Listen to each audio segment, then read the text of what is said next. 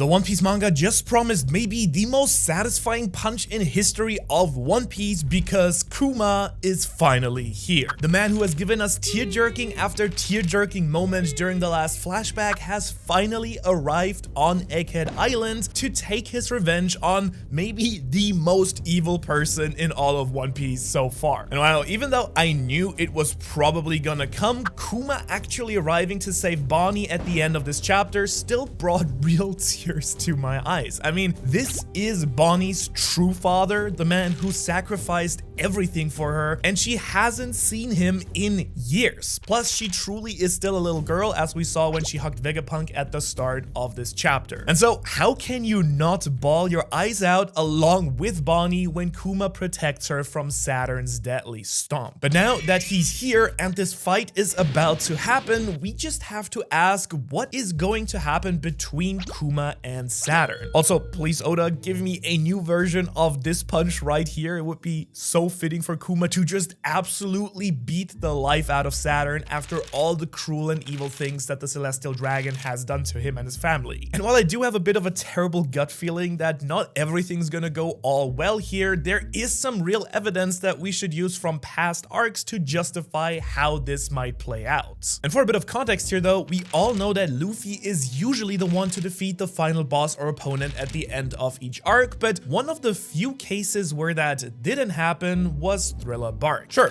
Luffy did defeat the shadowy warlord Gecko Moria, but the true secret boss at the end of this arc was none other than Kuma himself. And while Luffy was knocked out cold, Zoro convinced Kuma to let the crew live by showing his unshakable loyalty to Luffy. And so to bring this back to Egghead Island here, from the recent flashback, we've also seen Kuma start to truly believe in Luffy the same way that his crew believes in their captain as well. And so it could be a very fitting way that Luffy is saved once again by someone who has absolute faith in him. And now while we of course all want to see Kuma absolutely destroy Saturn after all the heartbreaking stuff that happened in the flashback, I'm not 100% convinced that he could win a straight up fight right now. Now, of course, Kuma is an insane fighter with one of the most broken devil fruits in the entire story, but his body's also basically completely trashed, even though somehow his face got fixed after being melted off by the Fleet Admiral a few chapters ago. Who knows, maybe Oda made a mistake with the drawing here, or maybe there is actually a scientific explanation for it, but the point is that Kuma is far away from his prime fighting form here. And on top of that, he's technically not even supposed to be able to disobey the Gorosei in the first place, so I'm actually not sure how he's even showing so much free will here. Did he finally overcome his programming, which would have a ton of thematic importance, or maybe Vegapunk actually did program a way for Kuma to come save Bonnie when she truly needed it, or even a way to regain his memories. Either way, I will go as far as to say that there's probably very little chance that Kuma straight up wins a fight with Saturn here, because keep in mind that we don't even fully understand Saturn's full powers yet, but more on that in just a minute. However, there are a few ways that Kuma could still save everyone else, and of course that involves once again sacrificing himself, as we've seen him do basically his entire life. One way is for Kuma to literally grab onto Saturn and then push both of them away to somewhere else, maybe the middle of the ocean or into a volcano or something would be good, but somewhere that Kuma could make sure that Saturn goes down with him. However, while that certainly seems possible, it also seems like a really convenient way for Kuma to take down Saturn, so I'm also wondering if something from that last chapter will actually come back into play as well here. Because in case you forgot, in chapter 1102, Saturn forced Vegapunk to install a self-destruction kill switch into Kuma during his last phase of modifications, so it does seem very likely that that will somehow come into play since it was focused on so recently. And if Saturn should force Kuma to self-destruct, I could again see Kuma forcing himself onto Saturn to try and take down the Gorosei with him. However, as much as I would love for this to happen and Kuma to be able to defeat Saturn, the much more likely scenario is that Kuma will fight Saturn long enough for Luffy to eat his food, regain his energy, and then stand up to defeat the demonic celestial dragon himself. Which honestly just makes a whole lot of sense on so many levels. Saturn is literally the darkness that has oppressed Kuma and Bonnie's lives since almost the day Kuma was born. Then we have Kuma's and Bonnie's faith in Nika, which of course is also Luffy, so it would be the perfect end for Kuma to sacrifice himself to help Nika save his daughter. In other words, he could literally light their way to a better future. And man, I'm honestly starting to shake a little bit just thinking about that possibly happening. And of course, Sun God Luffy would also have to do something truly incredible to be able to take down Saturn, and we don't quite know what that is yet. But before we go to the terrifying and straight up evil powers that we learned about in this chapter, I do want to throw out another parallel to a past scene that we had with Kuma. Because Kuma's most memorable scene, before this arc at least, was without any doubt when he separated the crew in 𝙻𝚎𝚐𝚐𝚗𝚍. But as we recently saw in the flashback, Kuma 100% did this because he knew that the crew wasn't ready for the new world, so it would make a lot of sense to me if Kuma's final moments served to give Luffy a kind of similar message. Maybe Luffy just can't defeat Saturn quite yet here and they have to be saved by Kuma somehow, and this shows them that even though Luffy's a Yonko, has awakened Gear 5, and the entire crew has really leveled up, they still need to get even stronger to face the true evils and villains of the world government. That's at least one way that you could take this. The other is that this scene could show that Kuma's message has come full circle. So instead of Luffy and the crew not being ready in 𝙻𝚎𝚐𝚐𝚗𝚍, they now are very much ready to face the strongest enemies in the world. No matter what though, someone is going to have to defeat the monster that is Saint J. Garcia Saturn, and literally every time that we learn anything new about him, he just becomes worse and worse a person in my eyes. I mean, seriously, in this chapter, we see that he's legitimately going to stomp on a literal child, and we learned that he experimented on Ginny to test his twisted desire for people to gain devil fruit abilities without even eating a fruit. And actually, of course, more on that in just a moment, but first, can we just talk about how disgusting this practice actually is? First of all, they kidnapped Ginny and made her marry a world noble, who honestly could have been Saturn, by the way. And if that wasn't bad enough, they conducted experiments on her, which ultimately made her catch the sapphire scales disease. And then worst of all, maybe that deadly disease was then passed down to Bonnie once she was born. So man, what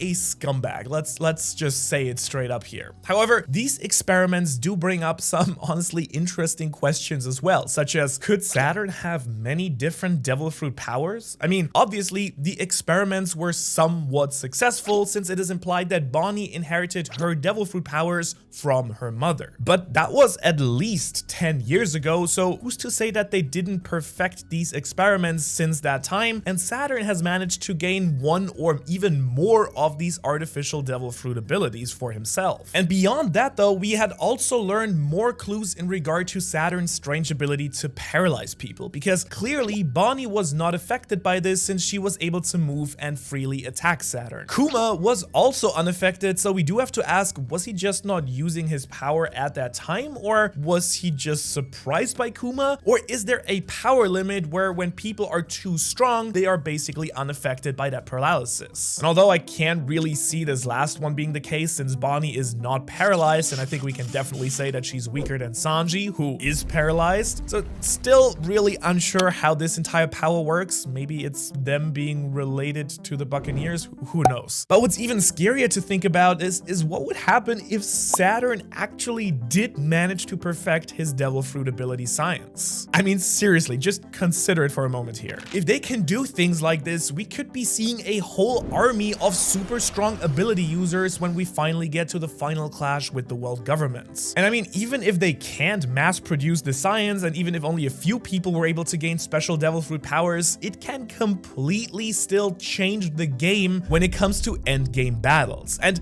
I just can't stop thinking about if there are others out there who have already been affected by this, like Boa Hancock and her sisters, who also were slaves of the celestial dragons at some point. However, I do have to be honest, there is a real possibility that this science was never perfected in the first place, and so it won't really come up again in the future. It's a possibility, though that would be kind of boring, let's be real. And one thing that is a little bit confusing here though is, if I'm understanding all of this correctly, and Bonnie did get her powers from her mother, because then that means that she should have had her powers her entire life. And what makes this really weird though is that she only first used these powers back in chapter 1099, which is when she was maybe 8 or 9 years old if I remember correctly. So maybe she had the powers and just didn't know that she could use them. On the other hand, maybe the powers only activate at a certain age. And it also makes me wonder if all of this experimentation has happened before in the past, because as we just learned, the 𝙻𝚎𝚐𝚐 scale disease was a side effect of this experimentation, but it isn't the first time that it has appeared in the One Piece worlds. I mean, clearly, since they were able to research the disease back in chapter 1098, it has shown up before at some point. So I'm really wondering if the Gorosei or someone else tried this experiment in the past, and it also caused 𝙻𝚎𝚐 scale disease at that time. And honestly, that is just truly heartbreaking if that were to be true, but almost nothing is as tragic as Bonnie losing hope near the end of this chapter, because clearly she is trying her best to take down the monster who ruined her father's and mother's life, but she just isn't strong enough. Even her powers started to lose their strength as she began to doubt that she or the mythical Nika could save everyone. But what is really interesting here though is the somewhat of an explanation that we actually got regarding her powers. And we kind of speculated something along these lines when she first showed off her Nika-like transformation, but apparently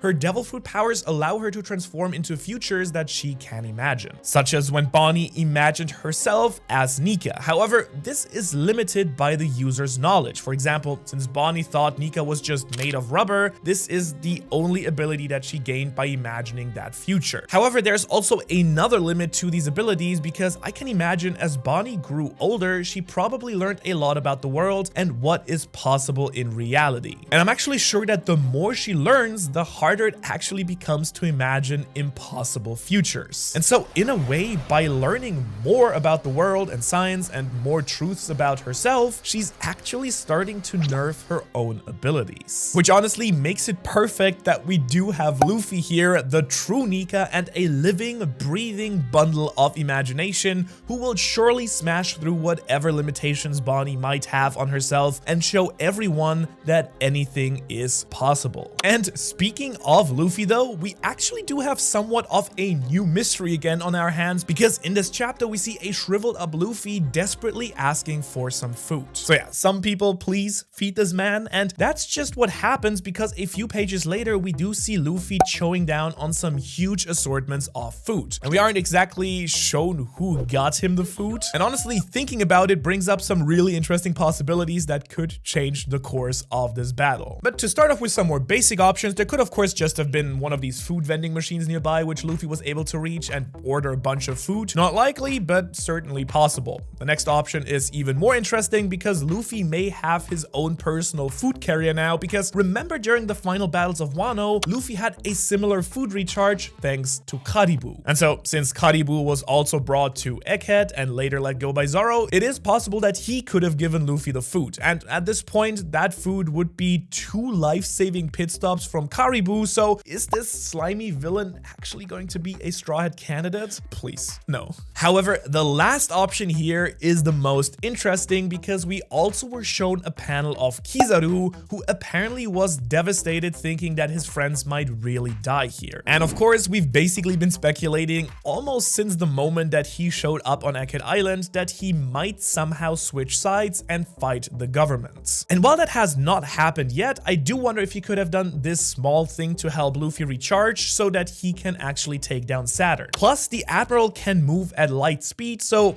who else would be better to quickly gather a bunch of food for the hungry Straw Hat captain? And right after we see Luffy eating, Kizaru is in a different location than before, so it's definitely possible that the Light Man has helped out Luffy here. And now, while we're of course all excited to see what Luffy will do next, another character has been receiving a ton of hate because of all the things that he hasn't done, and that is Luffy's father, Monkey D. Dragon. Now, in this chapter, we actually even see him considering where Kuma went, which could mean that he finally is ready to act and move against Marijoa with the Revolutionary Army. And he's going to need all the help that he can get if that is his goal, but one thing that I bet bet he wishes that he could have done is actually raise Luffy to be a revolutionary, because if he had, things would have been so much different in the story. And if you want to see exactly how that mind-blowing scenario might have played out, you can watch that video right here. Thanks for watching, and I will hopefully see you in the next one.